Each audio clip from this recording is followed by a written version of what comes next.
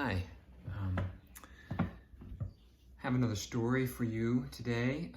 This one is called The Star.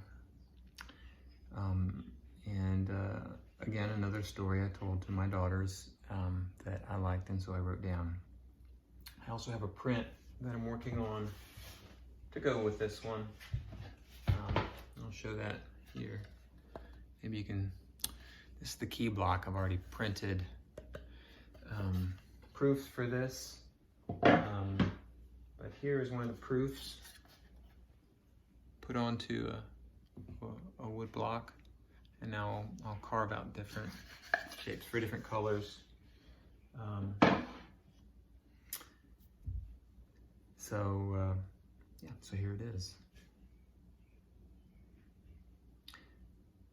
A number of years ago, before there was a town here, there was a forest.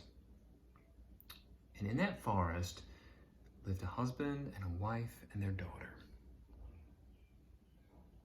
They were poor, and every day they had to go out and look for food. The mother and daughter would go together. First, they gathered the roots and berries and nuts and things that were nearby their home, but soon the food nearby became scarce, and they had to keep going further and further to find things to eat. One morning, the daughter woke to find that her mother had already gone. She waited and waited for her mother, but she didn't return. Finally, late in the day, her father came back from his work and found only his daughter there. They were both very worried. Even as the sun set and the moon crept up into the purple sky, the girl's mother still did not return. Slowly, pinpricks of light began to dot the dark sky, and the very first star twinkled as the little girl sat and watching at the window, hoping for her mother's return. She started to make a wish. Starlight, star bright, first star I see tonight. Oh, I wish I may have a wish I wish tonight. And as she watched, the twinkling star began to arc across the sky and fall toward the earth till it landed just beyond the hills near her home. So she left her father, who was sleeping in a chair by the door, and taking her warmest cloak and gloves, she crept out in the night toward that hill to look where the star had fallen. Her journey was quick, and she followed the light that glowed beyond the hill until she found the star lying on the ground, bright and shining. She picked it up quickly, and she started for home. And when she crested the hill, she realized she had lost her way.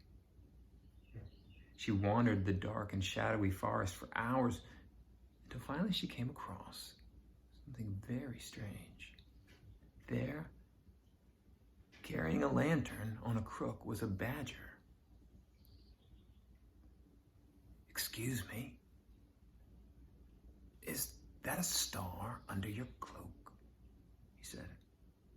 "Yes, it is," the girl replied. "I found it over the hill, but I've lost my way home." "Ah," replied the badger.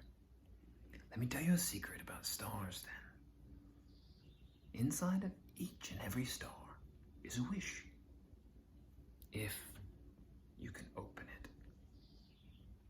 Although, if it were me, I think I prefer the light."